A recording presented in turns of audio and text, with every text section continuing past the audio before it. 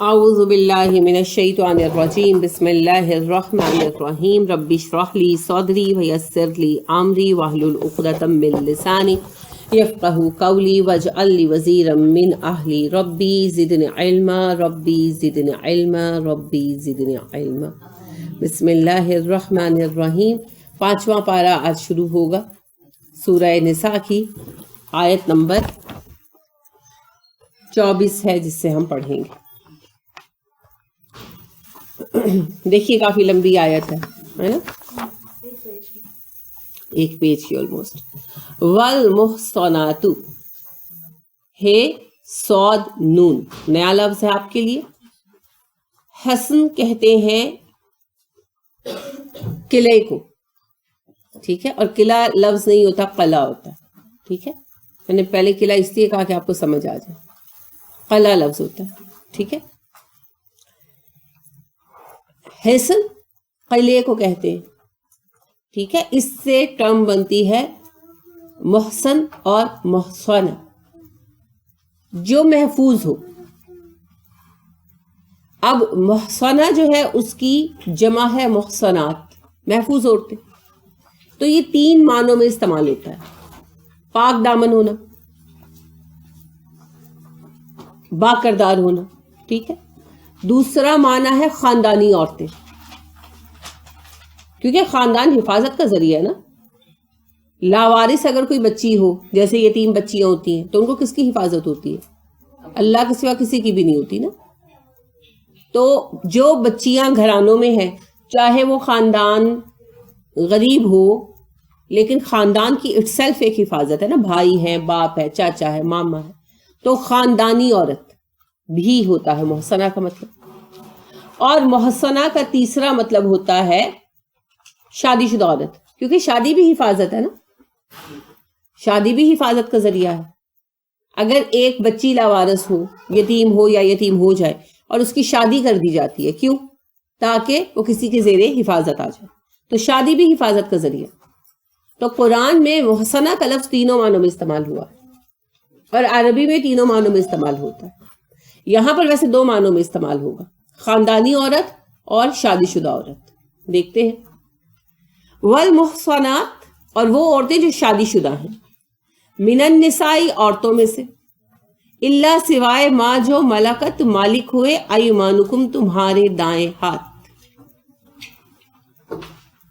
حرمت کی بات چل رہی تھی نا، تو اللہ نے بتایا جو آخری آیت آپ نے پڑھی تھی کہ دو بہنیں سگی ایک نکاح میں جمع کرنا حرام ہے، پھپھی بھتیجی کو جمع کرنا حرام ہے، خالہ بھانجی کو جمع کرنا حرام ہے، اپنی ماؤں سے خواہ وہ سگی ہوں سوتیلی ہوں نکاح کرنا حرام ہے، بہوؤں اور ساسوں سے حرام ہے۔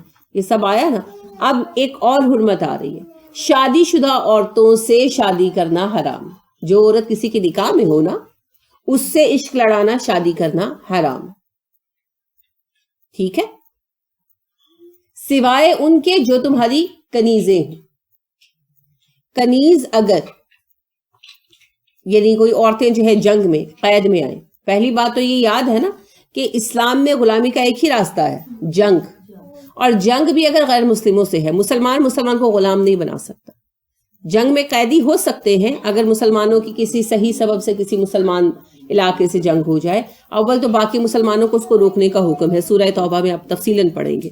لیکن اگر کوئی ایسی صورت ہو بھی جائے تو قیدی بن سکتے ہیں لیکن غلام نہیں بن سکتے، ٹھیک ہے۔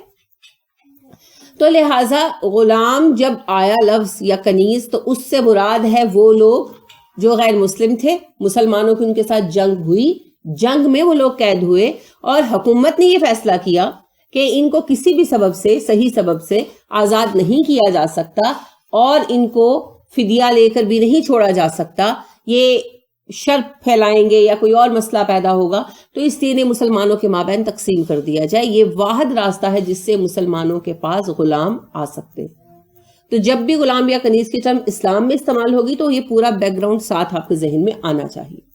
تو ایسی عورت جو جنگ کے دوران قید ہو کر آئی، شوہر وہاں رہ گئے، اب ان کو اگر یہ حکومت نے فیصلہ کر لیا کہ تقسیم کر دیا جائے گا کنیزی اور غلام بنا کر، تو ایسی صورت میں ان کا وہ نکاح پھر ختم ہو جاتا ہے آٹومیٹیکلی، اسلام کے قانون کے تحت. تو یہاں وہ جن کے پاس جائیں وہ ان کے نکاح آگے کر سکتے ہیں اور چاہیں تو اپنے لیے تمتع کے لیے رکھ سکتے ہیں, جو آپ پیچھے پڑھ چکے ہیں سورہ نساء میں آپ نے پڑھا نا. اب اس میں یہ ہے کہ اس کے احکام بھی آپ نے پڑھ لیے کہ اگر انہوں نے اپنے لیے رکھ لیا تو پھر ہمیشہ ان کے ساتھ رہیں گے, اور اگر کسی کے نکاح میں دے دیا تو ایسی صورت میں پھر وہ ان سے دوسری خدمات تو لے سکتے ہیں, لیکن وہ کسی کی بیوی ہے تو پھر کسی قسم کا جسمانی تعلق نہیں رکھ سکتے, وہ پھر اسی کی بیوی رہے گی. ٹھیک ہو گیا. تو اللہ نے فرمایا کہ جو عورتیں شادی شدہ ہیں وہ تم پر حرام ہے, مسلمان بھی اور اہل کتاب بھی. اہل کتاب عورتیں حلال ہے نا مسلمان مردوں پر, لیکن اگر وہ شادی شدہ ہیں تو ان سے شادیاں نہیں ہو سکتی, ہے نا. ہاں ایک صورت ہے کہ کوئی قیدی عورت کنیز کی حیثیت سے دی جائے, تو جب اگر ان کے لیے فیصلہ کر لیا گیا اور بحیثیت کنیز اور غلام انہیں تقسیم کر دیا گیا, جبکہ ان کے شوہر جو ہیں وہ وہیں پر ہیں جس ملک سے بھی وہ ہیں, تو ایسی صورت میں پھر اسلام کے قانون کے تحت نکاح فسخ ہو جاتا ہے. ہاں پہلا نکاح ختم ہو جاتا ہے آٹومیٹیکلی. جب وہ کنیز بن کے آتی ہیں جب وہ آ گئی, ٹھیک ہے, آئی تو وہ قیدی بن کر. اب حکومت نے یہ فیصلہ کیا کہ ان کو کنیزوں غلاموں کے طور پر تقسیم ہی کیا جانا ہے, اور ان کے شوہر ساتھ نہیں ہے, وہ وہیں پر اسی ملک میں ہے جس میں ہے, اور کوئی پتہ نہیں کہاں مارے گئے پھر تو ویسے ہی بیوہ ہو گئی نا. زندہ شوہر کی بحث ہے, شوہر زندہ ہے مگر پتہ نہیں کہاں ہے, وہ کہیں رہ گیا اور بیوی کہیں آ گئی. اب ایسی صورت میں تو طے شدہ بات یہ ہے کہ وہ نکاح فسخ ہو گیا, ختم ہو گیا. ٹھیک ہے, تو ایسی صورت میں پھر وہ اس کا نکاح بھی کر سکتے ہیں کسی کے ساتھ, اور چاہیں تو اپنے لیے بھی رکھ سکتے ہیں. اگر شوہر ساتھ ہی قید ہے تو کیا ہوگا؟ دو رائے ہیں. امام ابو حنیفہ کہتے ہیں کیونکہ اصل میں رسول اکرم صلی اللہ علیہ وسلم کے عہد میں ایسی کوئی خاص مثال پیش نہیں ہوئی. آپ صلی اللہ علیہ وسلم نے بہت کم موقع پر غلام بنایا لوگوں کو, اور جب بنایا تو ایسا کوئی قصہ پیش نہیں آیا, تو اسی لیے پھر اس کے پر کوئی فائنل ججمنٹ نہیں ہے. تو ابو حنیفہ علیہ رحمہ کہتے ہیں کہ ایسی صورت میں نکاح فسخ نہیں ہوگا. اگر میاں بیوی دونوں قید ہے نا تو پھر شادی ختم نہیں ہوگی. لیکن امام احمد, امام مالک اور امام شافعی کہتے ہیں کہ نہیں, فسخ ہو جائے گا. ٹھیک ہے, تو دونوں میں سے جس رائے پر بھی عمل کیا جائے گا درست ہوگی, لیکن میں ذاتی طور پر امام ابو حنیفہ کی رائے کو اس معاملے میں درست سمجھتی ہوں. یعنی میں ذاتی طور پر امام ابو حنیفہ کی رائے کو درست سمجھتی ہوں, کیونکہ جو پہلی میں نے بات عرض کی وہ احادیث اور اصول سے ثابت ہے کہ جس کا شوہر دارالحرب میں رہ گیا اور کوئی پتہ نہیں کہاں ہے, تو ایسی عورت کا نکاح فسخ سمجھا جائے گا. تو میں اس وجہ سے اس ججمنٹ کی بنیاد پر امام ابو حنیفہ علیہ رحمہ کی رائے کو زیادہ درست سمجھتی ہوں. باقی تو اللہ ہی بہتر جانتے ہیں کہ جس کا شوہر ساتھ ہے اس کا نکاح ختم نہیں ہوا. کچھ ٹائم کے بعد پتہ چل جائے کہ اس کا میاں آ گیا یا تو کیا ہوگا؟ بنیادی بات یہ ہے کہ وہ لوگ اپنا آزادی کا حق تو کھو چکے ہیں نا. اگر تقسیم سے پہلے بھی پتہ چل جائے تو فیصلہ حکومت کو کرنے کا اختیار ہے. چاہے تو فدیہ لے کر چھوڑ دیں, چاہے تو ویسے ہی چھوڑ دیں, چاہے تو نہ چھوڑیں. یہ حکومت کے اپنے مسالے ہیں, اپنی ذاتی مصلحتیں کہ کس صورت میں کیا کیا جائے گا. ٹھیک ہے, تو لہٰذا اگر تو حکومت کے پاس ہے تو فیصلہ حکومت کرے گی. اگر وہ آگے کسی حکومت نے تقسیم کر دیا تو پھر مالک کے ہاتھ میں, چاہے تو وہ ویسے ہی چھوڑ دے, چاہے تو وہ پیسے لے کر چھوڑ دے. ٹھیک ہے, اور چاہے تو نہ بھی چھوڑے, کیونکہ وہ حق ملکیت شفٹ ہو چکا ہے نا.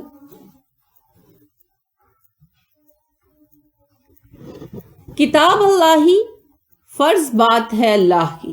کتاب کیا ہوتا ہے؟ لکھنا. تو جو بات فرض کر دی جائے اس کے لیے کتابہ کا لفظ آتا ہے.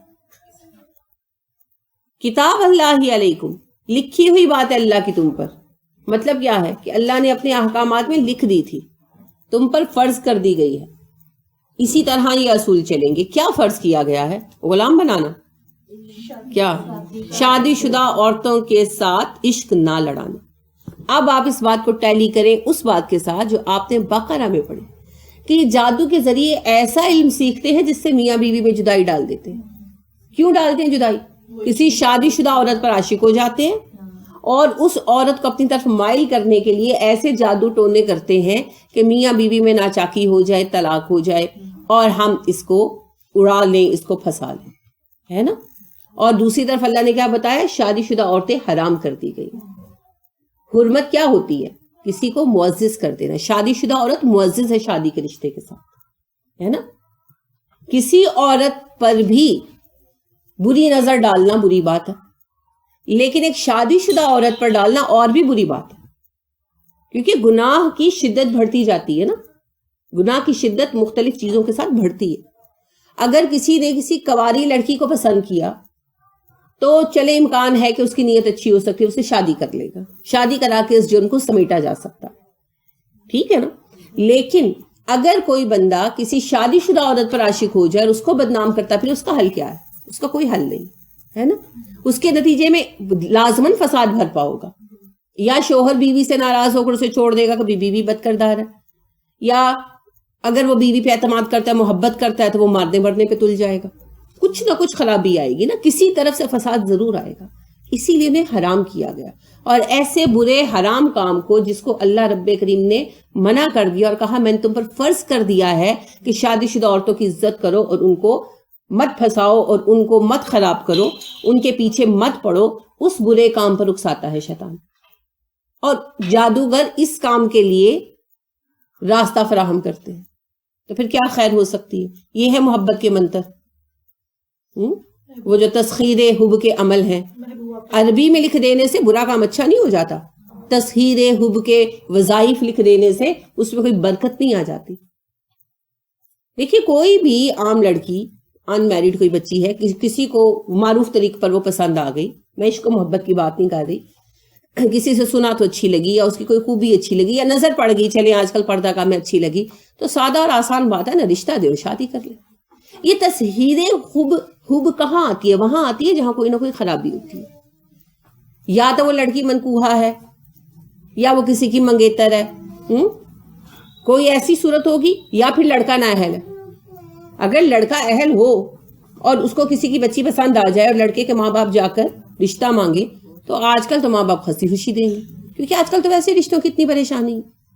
تو یا پھر لڑکا نااہل ہے, کچھ نہ کچھ خرابی تو ہوگی نا, تبھی جادو ٹونے کا سہارا لیا جائے. تو اسی لیے یہ شیطانی فعل ہے. جتنا چاہے اس کو عربی زبان کے اندر ڈھال لیں, رہیں گے یہ جادو ٹونے, اور ان کی کوئی اجازت نہیں. ٹھیک ہے. اور رہ گئی یہ بات کہ ایک مسلمان بچہ کسی لڑکی کو پسند کرتا ہے تو وہ کسی جادوگر کے پاس جو جائے تو وہ بابا جی سے دم پوچھ لے. بابا جی اس کو یہ دم کیوں نہیں کرتے کہ تم دین پر چلو, اللہ کا خوف کرو اور لوگوں کی بچیوں کو خراب مت کرتے پھرو, ہے نا. عشق اتارنے کا اس کو دم سکھائیں بجائے کہ عشق کو کامیاب بنانے کے دم سکھائیں. ٹھیک ہے. وَأُحِلَّ حلال کی گئی, لکم تمہارے لیے, ما جو وراء علاوہ ہیں, ذالکم ان کے, اس کے سوا جتنی عورتیں تم پر حلال کر دی گئی. اب دیکھیے چند رشتے منع ہے نا, بہنیں, پھوپھیاں, اپنے محرم رشتے سارے. محرم رشتوں کے بعد ساسیں, بہویں, اپنی بیویوں کی بچیاں, اور اپنی بیویوں کی خالائیں, پھوپھیاں اور بہنیں. ٹھیک ہے. اور وہ آپ کو پتا ہے ہمیشہ کی حرمت نہیں ہے, ایک وقت میں دونوں سے نکاح نہیں ہو سکتا. پھر اس کے بعد اب ایک حرمت آ گئی, شوہر والی عورتیں, شادی شدہ خواتین. باقی پوری دنیا کی عورتیں حلال ہیں, اور اللہ نے کہا چاہے 2 3 4 شادیاں کر لو. تو اتنے بڑے دائرے میں سے لازم ہے کہ اسی سے محبت کی جائے, اسی سے عشق فرمایا جائے جن کو منع کر دیا گیا ہے نا. یہ تو فساد ہے, شر ہے. جیسے آپ نے کھانا لگایا, آپ کہیں جو چاہے یہ چیزیں جو پڑی ہیں, کوئی آئے, بچہ ہی آپ کا ہے, وہ کہے مجھے بھوک لگی, آپ دعوت کا اہتمام کر رہے ہیں, آپ کہتے ہیں چلو جو چاہے لے لو, بس یہ سیلیڈ کی ڈش نہ چھیڑنا. آپ نے اس کو سیٹ کیا ہوتا ہے, تو وہ جا کر اسی میں سے کچھ نکال کر کھائے. تو یہ شر ہے, یہ بھوک نہیں ہے, یہ جان بوجھ کر ستانا اور تنگ کرنا. وہ شعر ہے, محبت اس قدر بھی بے ارادی ہو نہیں سکتی کہ ہو جائے اسی سے جس سے شادی ہو نہیں سکتی, ہے نا. تو یہ بیکار باتیں ہیں. ہر چیز کے کچھ اصول ہیں. یہ جو محاورے ہیں نا کہ everything is fair in love and war, اسلام نہیں مانتا. اسلام نے وار کے بھی رولز دیے ہیں, لو کے بھی رولز دیے. ٹھیک ہو گیا. تو لہٰذا یہ یاد رکھے کہ باقی سب عورتیں حلال ہیں, اتنی بڑی حلال رینج کے اندر تمہیں حق دیا گیا ہے اپنی پسند کی عورت سے شادی کر لو. تو جان بوجھ کر پھر حرام رشتوں کے پیچھے پڑنا اس کا کوئی جواز نہیں. اور پھر ایسے لوگوں کو منتر نہیں بتانے چاہیے, جوتے پڑنے چاہیے تاکہ دماغ جگہ پر آئے. اصلاح کریں محبت سے, پیار سے, اور بوقت ضرورت ایک دو لگائی بھی جا سکتی ہے نا. آن یہ کہ تب تک وہ تم تلاش کرو بھی اموالکم اپنے مالوں کے ساتھ, محسنین نکاح کرنے کے لیے, حفاظت کے حصار میں لانے کے لیے, غیرہ نہ مصافحین بدکاری کے لیے. سین فے ہے بدکاری, برا کام. ساری عورتیں تم پر حلال ہیں, اور یہ حلت اس لیے ہے کہ تم اپنے مال خرچ کر کے انہیں حاصل کرو نکاح میں لانے کے لیے, ان کے ساتھ حفاظت کا رشتہ بنانے کے لیے. یہ نہیں کہ بدکاریوں کے لیے. مال تو ہر حال میں خرچ ہوگا ہے نا, طوائف پر جائیں تب بھی خرچ ہوگا, اگر یاری دوستی لگائیں تب بھی خرچ ہوگا. تحفے تحائف دیے جاتے ہیں نا. وہ انور مسعود کا بڑا خوبصورت شعر ہے, وہ کہتے ہیں اور بھی چیزیں بہت سی لٹ چکی ہیں دل کے ساتھ. شعر نہیں بلکہ قطعہ ہے. اور بھی چیزیں بہت سی لٹ چکی ہیں دل کے ساتھ, دوستوں نے یہ بتایا عشق فرمانے کے بعد, اس لیے کمرے کی ایک ایک چیز چیک کرتا ہوں میں, ایک تیرے آنے سے پہلے ایک تیرے جانے کے بعد. تو بات یہ ہے کہ عشق چاہے افیئر ہو تب بھی گفٹ جاتے ہیں ہے نا, تو مال تو تب بھی لگتا ہے, اور شادی کریں تو بھی مال لگتا ہے, کچھ نہ کچھ مہر دیا جائے گا. باقی تو ہم نے اپنے بنا رکھے نا, جہیز شہیز کی بات نہیں, کیونکہ اسلام نے نہ جہیز رکھا ہے, نہ رسمیں رکھی ہیں, نہ مہندیاں, نہ مائیوں, نہ ڈھیر اور ڈھیر کپڑے. ایسے کپڑے بنتے ہیں جیسے زندگی میں یہی بننے ہیں, دوبارہ تو کبھی کپڑے ہی نہیں بننے. یہ سب نہیں اسلام میں ہے. ایک نارمل شادی, چلے آپ نارمل ایک تیاری کریں تو اس میں کچھ نہ کچھ تیاری کا ظاہرہ خرچہ آتا ہے, اور کچھ جو ہے مہر کا خرچہ آتا ہے. تو اللہ نے کہا مال تو تم نے خرچ کرنا ہی کرنا ہے, تم مال خرچ کر کے عورتوں کو حاصل کرو, لیکن کس لیے؟ محسنین, انہیں حفاظت کے حصار میں لانے کے لیے, قید نکاح میں لانے کے لیے. ان سے شادی کرو مال خرچ کر کے, غیر مصافحین, بدکاری کے لیے نہیں. نہ تو ان کے ساتھ خفیہ رابطے بناؤ, اور نہ ان کے ساتھ دوستیاں لگاؤ, اور نہ ہی ان کے ساتھ غلط رابطے استوار کرو. مال خرچ کر کے انہیں بیوی بناؤ, ایک ہی راستہ, دوسرا کوئی راستہ نہیں. ٹھیک ہے. اب یہ جو پھر تسخیر حب ہے, پھر کہاں فٹ بیٹھے گی؟ کہیں فٹ نہیں نہ بیٹھے گی. اور نہ ہی یہ, ایک تو جادو ٹونے کی عمل ہے نا, دوسرا ہے محبت کرنے والوں کی مدد کرنا, جو فلموں سے بچوں نے بہت سیکھا. جو بھاگ رہا ہے اس کو بھگا دو, ہے نا, اور ان کے ملوانے کے لیے گھر والوں سے جھوٹ بول کر تو مواقع حاصل کرو. تو یہ فلموں میں بہت اچھا لگتا ہے, حقیقی زندگی میں اس کا کوئی نہ مقام ہے نہ جواز ہے. کوئی فلمی پیرنٹس بھی کہیں نہیں پائے جاتے, فلمی والدین بھی کہیں نہیں پائے جاتے. کسی بھی ماں باپ کو اگر اپنی بچی کے لیے مناسب رشتہ ملے گا تو وہ ہرگز جو ہے یہ شادی نہیں ہو سکتی کا نعرہ نہیں لگائیں گے, وہ شکر ادا کریں گے. سب ماں باپ کو تلاش ہوتی ہے. تو جہاں بھی والدین انکار کرتے ہیں نا, اس کے پیچھے کوئی نہ کوئی بنیاد ہوتی ہے. تمام نارمل افراد, چاہے وہ لڑکے کے والدین ہوں چاہے وہ لڑکی کے والدین ہوں, اگر وہ رضامند نہیں ہیں تو اس کے پیچھے ان کا تجربہ, ان کا کنسرن ہے. کیونکہ ماں باپ سے بڑھ کر کوئی کسی کا خیر خواہ نہیں ہو سکتا, یہاں تک کہ کوئی بڑے سے بڑا محبوب بھی نہیں ہو سکتا. تو ماں باپ کے فیصلے میں خیر ہوتی, وہ کچھ نہ کچھ دیکھ رہے ہوتے ہیں. اور بظاہر جو لگ رہا ہوتا ہے کہ یہ کوئی بہت ریجڈ ہو رہے ہیں, تو اس ریجڈیٹی کے پیچھے, اس سختی کے پیچھے وہ اصول ہوتے ہیں, وہ تجربہ ہوتا ہے جو بول رہا ہوتا ہے, اور بعد میں وہی کچھ ہوتا ہے جو والدین کہتے ہیں. لہٰذا اسی لیے لو میرجز ناکام ہو جاتی ہیں. بعد میں بچیاں بھی گھروں میں آ جاتی ہیں اور بچے بھی گھروں میں آ جاتے ہیں ماں باپ کے پاس, اور وہ ساری ذلت جو ہے وہ والدین کے لیے رہ جاتی ہے, ساری عمر کے لیے جھیلنے کے لیے نا, خدا نخواستہ اگر بچہ بھاگ گیا, بچی بھاگ گئی. تو یہ کہنے کی باتیں, دور کے ڈھول سہانے, پاس جاؤ تو ڈھم ڈھم, بات یہی. تو ایک طرف یہ جادو منتر کوئی حقیقت نہیں رکھتے, تو دوسری طرف محبت کرنے والوں کی مدد کرنے کی کوئی ایسوسیشن بنانے کی ضرورت نہیں. اصل محبت اللہ سے ہے, اور اصل محبت ہے ہمیں اپنے مذہب کے ساتھ. اور مذہب کی محبت کا تقاضا یہ ہے کہ اگر تم کسی کو پسند کرتے ہو شادی کر لو, اور اگر تم اس کے کفو نہیں ہو, شادی کے اہل نہیں ہو, تو پھر سکون کرو اور حلال عورتوں میں اپنے لیے مقام تلاش کرو، اپنے لیے جگہ بناؤ، یا پھر اپنے آپ کو اس قدر قابل بناؤ کہ جس کو پانا چاہتے ہو اس کے قابل ہو جاؤ. یہ درمیان کے راستے یہ اسلام میں نہیں. فمات جو استمتعتم فائدہ اٹھاؤ تم بھی اس کے ساتھ، منہن ان عورتوں سے، فاتوہن تو دے دو ان کو، اجورہن ان کے مہر، فریضتاً فرض ہیں. استمتعتم تمتع سے ہے، تمتع متا سے ہے، تو روٹ کیا ہوئی پھر میم تعین. اب دیکھیں میم تعین سے استمتع پوری چین ہے نا. ان عورتوں سے تم جو فائدہ اٹھاتے ہو اس کے بدلے میں تم پر فرض کر دیا گیا ہے کہ ان کے مہر ان کو دے دو.